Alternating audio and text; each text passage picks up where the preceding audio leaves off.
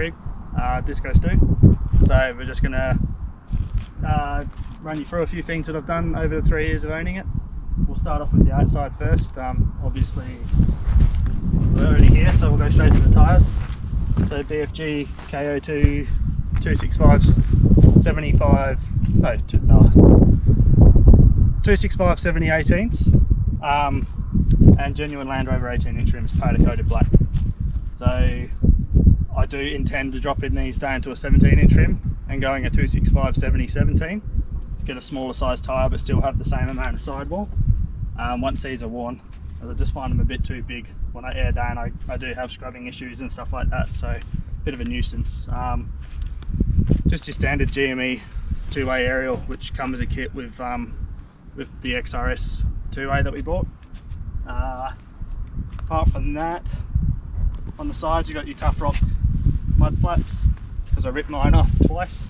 I was dumb enough to buy them again and put them back on. So finally realised I need to go to the Tough Rock one. So far they've been good. APT rock sliders. These are probably my favourite out of all of them. They just bolt into your door sills here of what car. Never be too safe. So they bolt into your door sills, and they're really solid actually, considering. So you lose no ground clearance whatsoever with those. They've been great as well. And with the stone deflector built in underneath, it actually keeps a lot of the shit away in the mud. So that's been pretty spot on. Australian made super peg awning, 180 degree. Only used it twice, but me and the camera woman Kerry have loved it so far. 18 kilos, so the lightest out of all the 180 degree awning so far. Only downfall is it is not freestanding, so 2 people can set it up real quick. 1 person, you just got to put a couple of pegs and ropes out before you even begin setup to make your life easy, otherwise you look like a spastic at camp. For the rear, you got 8-back accessories, tyre carrier, and my old Falcon Wild Peak 265 70 18. So these were great while my car was light, but since I've put all the drawers and all the accessories on it, they just didn't seem to cope too well and used to bag out. So a bit tight-fisted at the moment, still running this as a spare. Will eventually upgrade to another BFG. On the back we got the aerial for the Telstra CEL-FI-GO. Pretty good unit. I've done an install video on that. I'll drop the link below. Any videos that I say I have done, if you look in the description of this one, I'll just drop the links for them down the bottom. So that's the aerial for the CEL-FI-GO, which is a mobile phone signal booster, which so far has worked pretty good.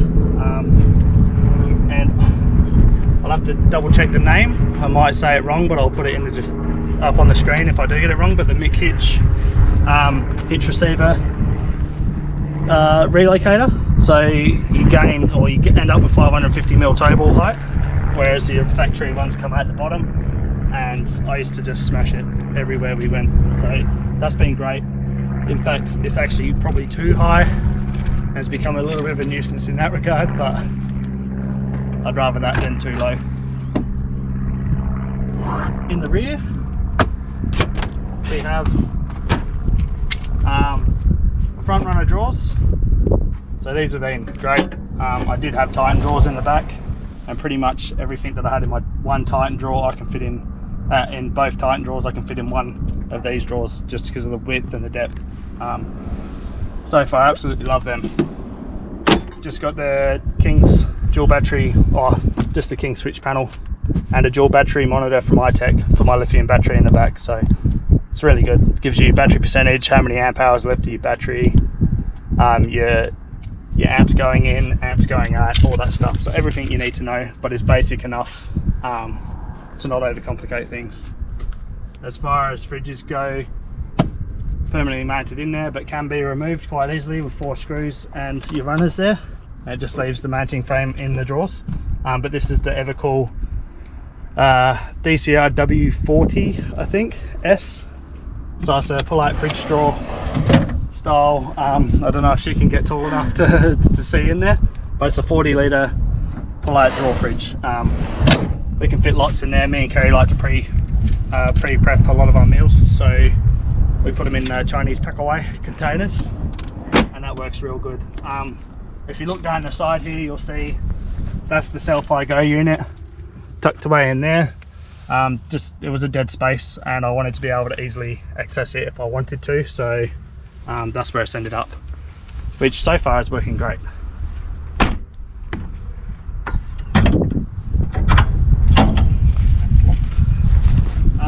The Rhino platform, so this is the 2130 by 1200 and something, maybe. I'll double check and I'll put a banner up for you. High lift jack, pretty much can't use it on this car. There's nowhere to really lift off of apart from my bull bar, but whenever I go out playing, I always seem to use it on someone else's car, so it just stays on there, and it's handy for the trailer as well. Once again, on this side, I'll run through the suspension. So custom ordered coils from Dobson's, 600 kilo constants. I'll give you a part number for them up here, and the front is 100 kilo constants on pedal shocks with a 40mm spacer on top as well to get the clearance. So pedal shocks all round. Pedders as a company have been great to deal with, and their warranty on their shocks have been good, but I probably won't buy them again as they keep failing on me. So I just don't know if they can cope with the actual weight of this car weighing in at 3.1 tonne. So kind of, it's a bit disappointing, but their customer service and their warranty is actually really good, so don't let it scare you off.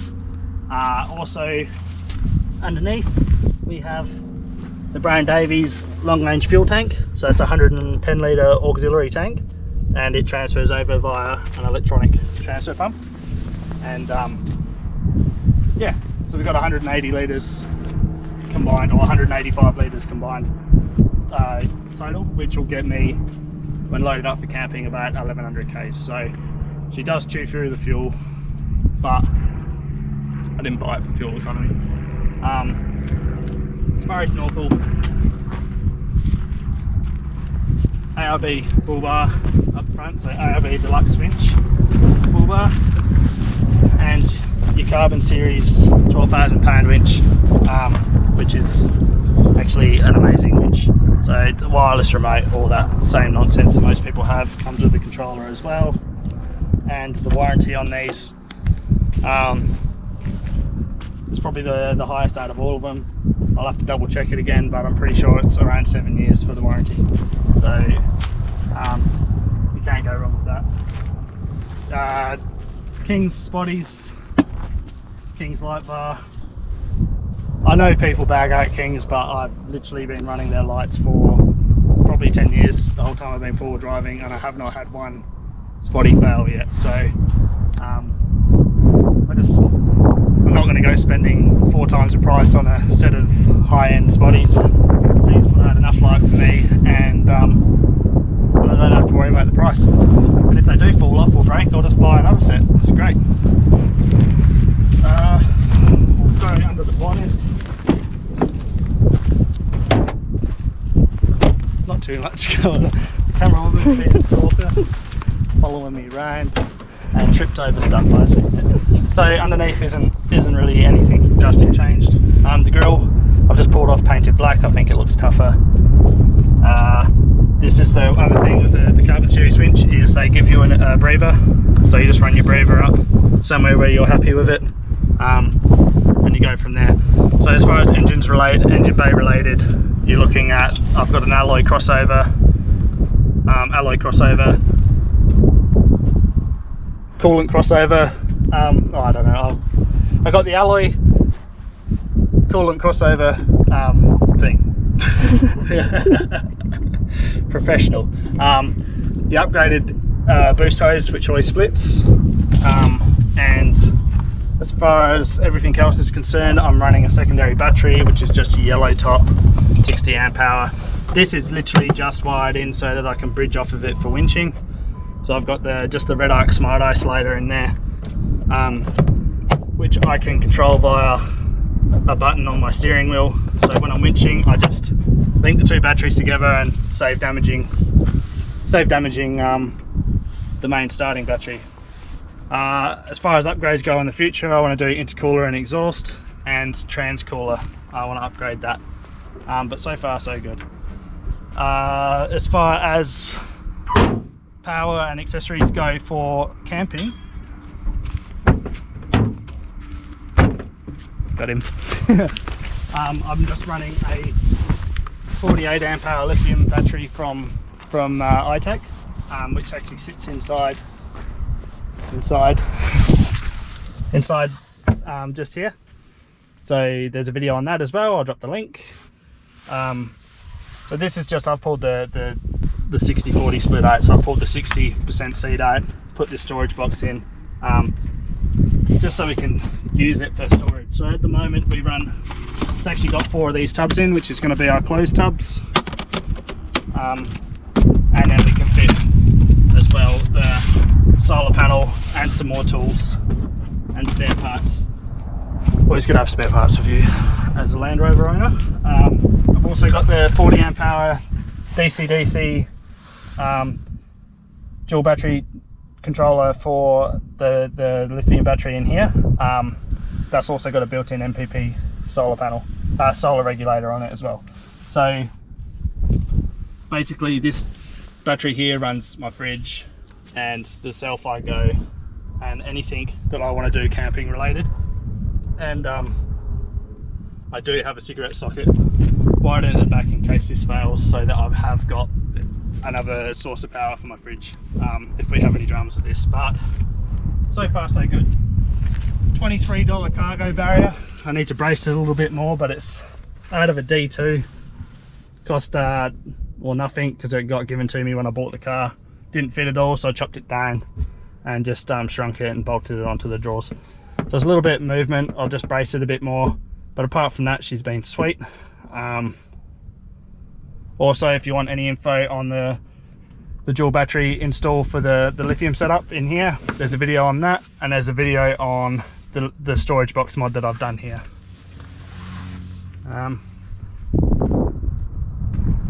That's pretty much it. Oh, probably one of my favourite things that we've done was the super fit seat covers. So Kerry pops a noggin in there. You can see the quality of the seat covers. We get stains on them, we can wash them off, all that. So it's actually, I think, makes the car look a bit classier, you know. So that's been good. Also, before I cop any slack saying that you've ruined the best thing about a Land Rover, this is a base model Discovery 3 and it comes factory fitted with coils. So I haven't ruined anything. I am very envious of people with air suspension, but I didn't want air suspension. I kind of regret my decision because I've spent so long now trying to get my lift sitting right when all I had to do was keep on top of air suspension bolts and airbags and stuff like that if I had it. So a little bit of regret, but also love the fact that I am on coils. Only thing I've got going on up the front here is I've got my dash cams. That's my GoPro mount. Got a magnetic phone attachment so that I can run my maps and all that, and your XRS two-way, which is all built-in handpiece. Everything's done through the handpiece, so you can hide the unit, which I'm a big fan of. I'm not a big fan of where I mounted the handpiece because I did good, hey, but this is where the two-way is under all this crap. So I've just mounted the two-way in there with some Velcro, but every time I want to get in there I've got to pull this off. But I didn't want this touching my knee because that annoys me. Yeah, job done, I think. Hopefully you guys have liked the video. It's been a work in progress and a lot of dollary do's invested in it.